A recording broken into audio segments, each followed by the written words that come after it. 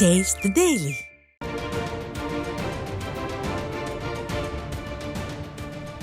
அண்மை செய்தி.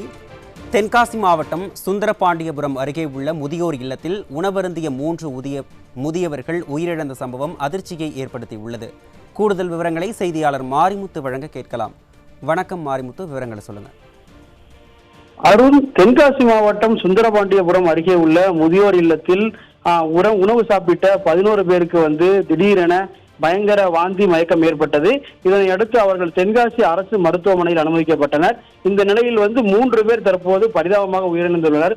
சங்கர், முருகம்மாள் ஆகியோர் சேர்த்து மொத்தம் 3 பேர் இறந்துள்ளனர். இந்த சம்பவம் ஒரு மிகப்பெரிய பரபரப்பை ஏற்படுத்தியுள்ளது.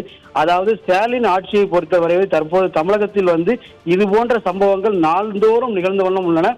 குறிப்பாக ஆதரவற்ற முதியோர் இல்லங்களை அனாதை பிணமாக மாற்றுவதே திமுக ஆட்சியா என பொதுமக்கள் மற்றும் சமூக கேள்வி எழுப்பியுள்ளனர்.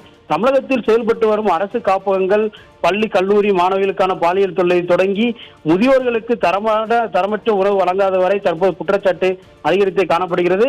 தொடரும் இந்த அவலத்தால் மிகப்பெரிய சோகம் நிகழ்ந்துள்ளது.